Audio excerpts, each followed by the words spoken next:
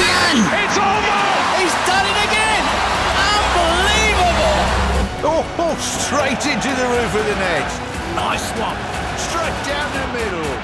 So a good performance from both teams. Hi, welcome to Firstpost. I'm Rupha Ramani. Let's get the show started.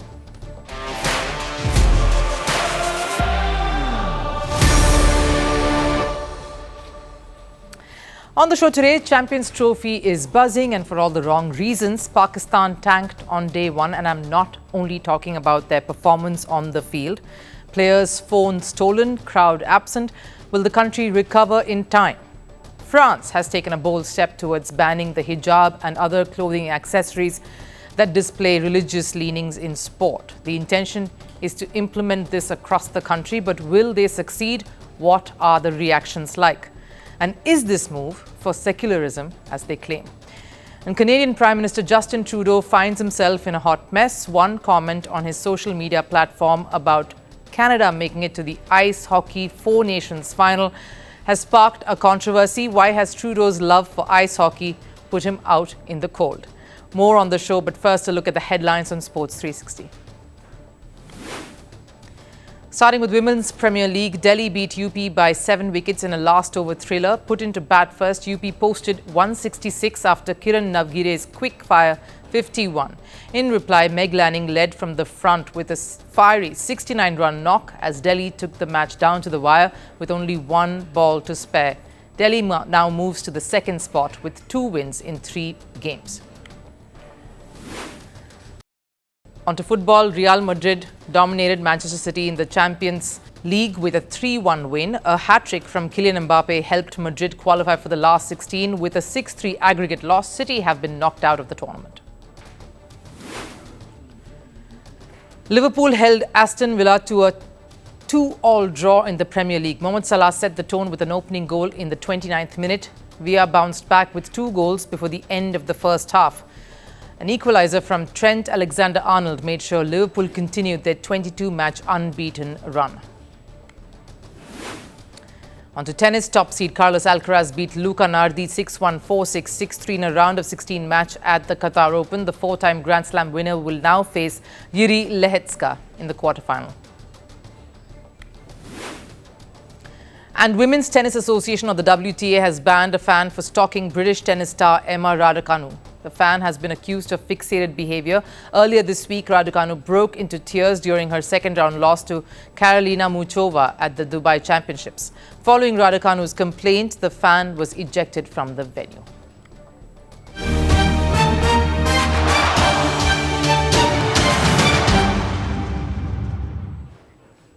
The crowning moment was supposed to come with a win, a resounding win over New Zealand to announce that Champions Trophy was finally here in Pakistan and that the hosts were in fact serious contenders for the title. Sadly, none of that is the headline today. Pakistan crumpled to a loss in their opening game, making all of their remaining matches, just a few more that is, a must-win. That's the beauty of the Champions Trophy schedule. Blink and you'll miss the bus to qualification. There is no other choice but to hit the ground running, because one slip-up is all it takes, and Pakistan has slipped up on day one itself, not the team on the field alone. I'm talking of the country itself, the board, the organisers in charge, who seem to have failed to make a grand beginning to a tournament that they all were desperate to host for decades, in fact. The Champions Trophy, for all the obstacles it crossed and all the firefighting that took place, has had a disappointing start. Let's begin with the biggest letdown. No crowd. Their own country playing the first game against one of the top contenders ought to have got the stadiums full. But at toss time, all you could see were rows and rows of empty seats, seats that were relayed, renovated, just in time for the opening, only to have no one sitting on them. Very little crowd turned up to cheer whatever little Pakistan put up on show. It lacked the kind of energy that usually comes with an ICC event. That's what I can say best characterized the crowd there yesterday. Michael Vaughan, who absolutely loves to stoke a fire with his usually edgy remarks, probably hit the nail on the head this time.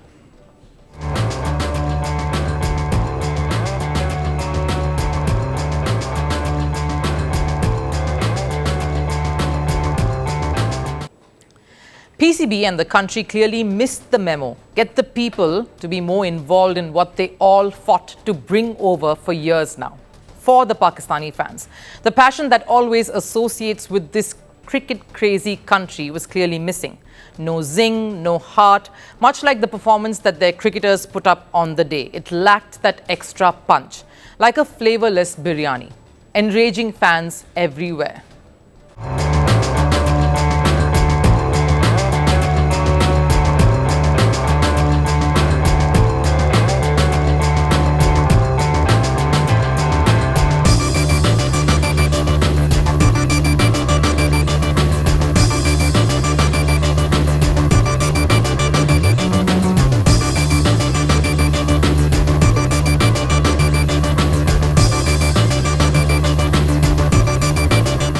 All the noise, in fact, was just online through those tweets and memes. The stadium yesterday was pretty much an oasis of calm and quiet.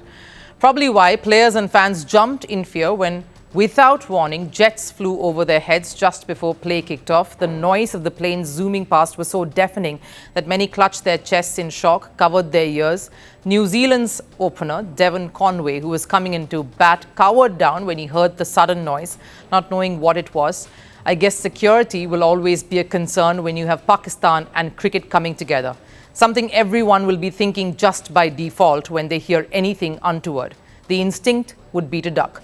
And why not? Devon Conway's teammate Rachin Ravindra already has had a bad experience. I'm not only referring to the bleeding when he failed to sight the ball due to poor stadium lighting, stolen. And the tournament has only just begun.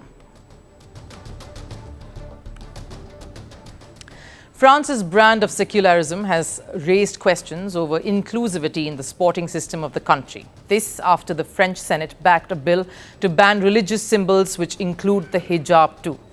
The current government is pushing for no display of religion in all sports competitions throughout the country.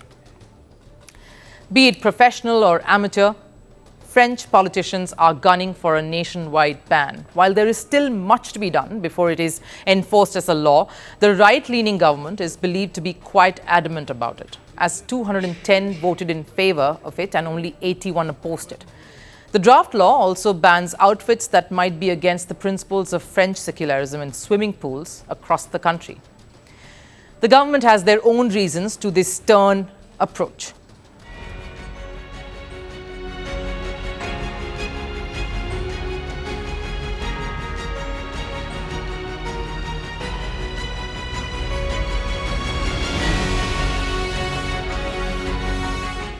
So what do those opposing this feel? The senators on the other side believe it is a violation of a law that protects the freedom of conscience.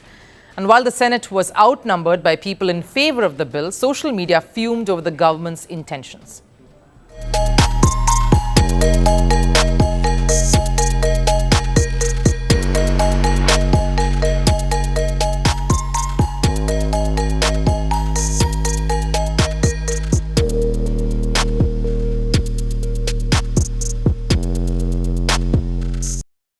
All women have the right to choose what to wear.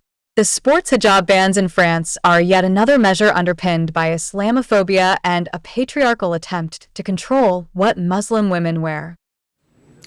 This is not the first time France has touched this subject. During the Olympics, which the country hosted last year, they restricted any French woman athlete from donning a headscarf at the event, a move that saw them receive massive backlash from their own players and across the globe.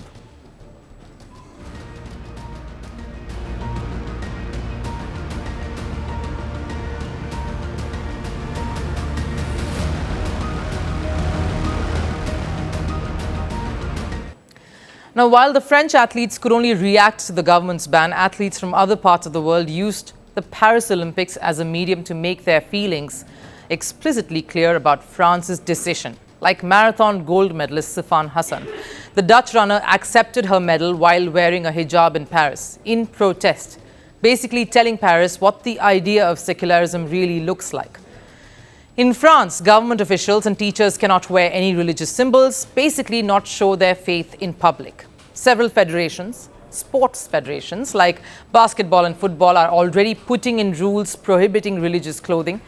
The new bill is likely to be the final stop in France's move to ban hijab from all sports completely. And while this does show France's neutral front on the global stage, what it does is clamp down on their freedom to express in the form of their clothing or displaying religious associations. And that too in sports, which is a platform to remove societal barriers, a level playing field.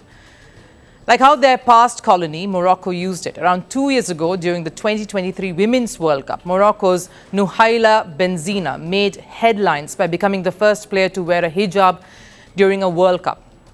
This, of course, happened during her side's 1-0 victory over South Korea. What this highlighted is that a nation which was once ruled by France has now evolved into becoming a little more inclusive. The colonized seem to have advanced more than the colonizers. So the question is, in the attempt of trying to be secular, is France's new agenda proving to be an act of discrimination against athletes and their beliefs? Canada's sports fixtures continue to spark political outrage. Just recently, we witnessed the ice hockey game between USA and Canada take an ugly turn, with players locked in fistfights. The only bright spark was that Canada managed to qualify for the four-nation playoffs final afterwards when they beat Finland 5-3. Joy for a nation that obsesses over ice hockey. It is, in fact, their number one sport. But seems like it's Prime Minister Justin Trudeau's number one on the priority list as well. Fresh controversy, of course, erupted after Trudeau posted about the result of this fixture on his social media platform.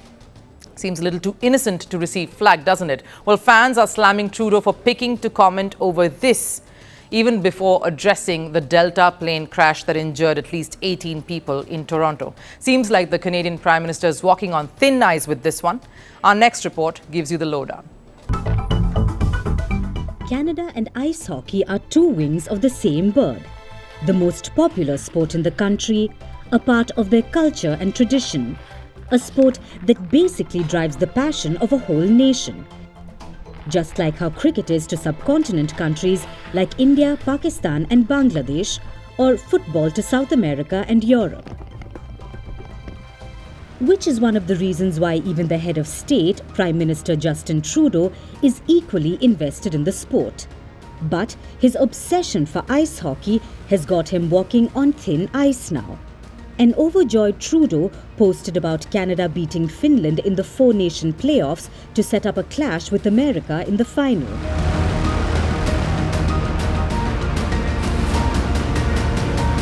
While it's nice for a leader of the country to hype his team up before an all-important showdown, especially one that will see Canada pitted against its new rivals in the political sphere, America,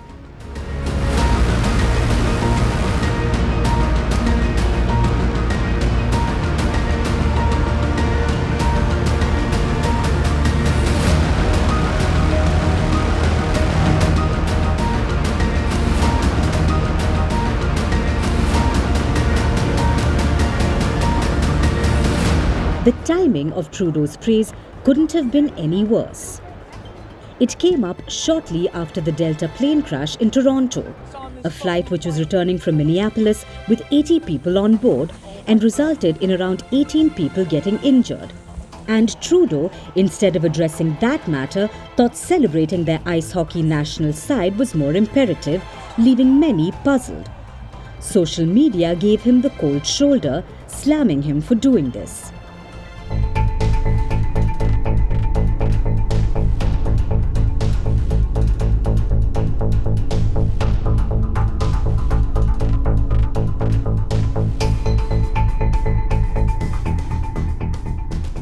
Following the backlash, Trudeau tried to smooth things over by directing his attention to the crash.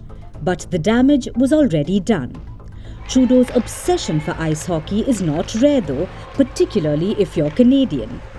The sport requires qualities which Canadians are supposedly good at. It suits their climate, an ice rink is available just about everywhere, and includes the skill of skating which most Canadians probably pick up quite naturally, making ice hockey the most followed sport in the country. But should Trudeau's love and passion for the sport have come before all else? Or has he already started thinking about life after he leaves the office? Sure, the final against America is important, especially after the massive fights that broke out in the group stage fixture. It's an opportunity for Canada to hit back at USA, given all that has been raging on between the two nations. But is it more important than a plane crash that has put the lives of many at stake? The pursuit of getting back at Trump has only resulted in Trudeau being put on the ice.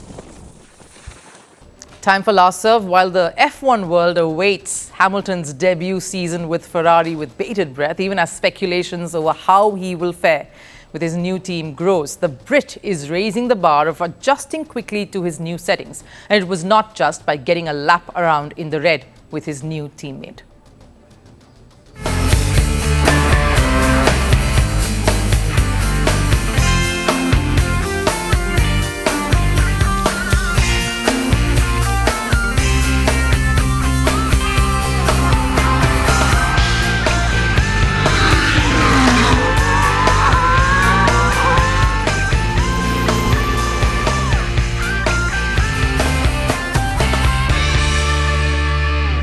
Okay, I'm gonna try something.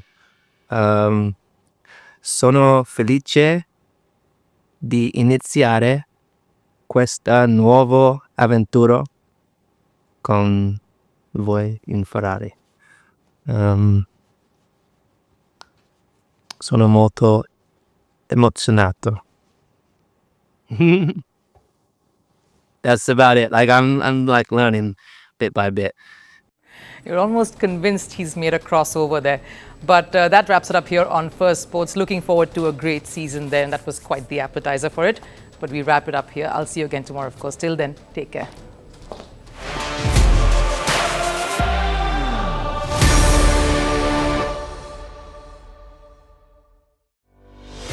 Merci beaucoup. Hi, how are you? Very well, thank you. Thank you for being here. Namaste, Mr. President. Bharat Kelogan, Komeri Namaste. How many people generally follow you in interviews? Typically, in a month, we have viewers up to 150 million. That's more than twice the population of France.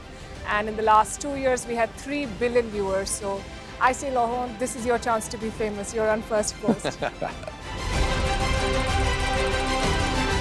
One word to describe your equation with Prime Minister Modi. Amitié. As India and France work together, are you creating a new era of non-alignment in the technology space? India is a training superpower. 1 million engineers a year, more than all of Europe and the US combined. So we have that partnership. We have a partnership on the environment and the economy. We also have civilian nuclear programs, and that is something we've developed far beyond the France-India relationship. So we want to work together on AI. And then comes China with its DeepSeek, creating models at a fraction of the cost. Did that innovation take you by surprise? Did that breakthrough make you sit up and think, what did the Chinese do and how? But what did DeepSeek do? They took everything that was already available from the last AI model, and then they recalibrated it. So are you going to ban Chinese AI in France? So we don't have this American approach of banning tech because of where it comes from.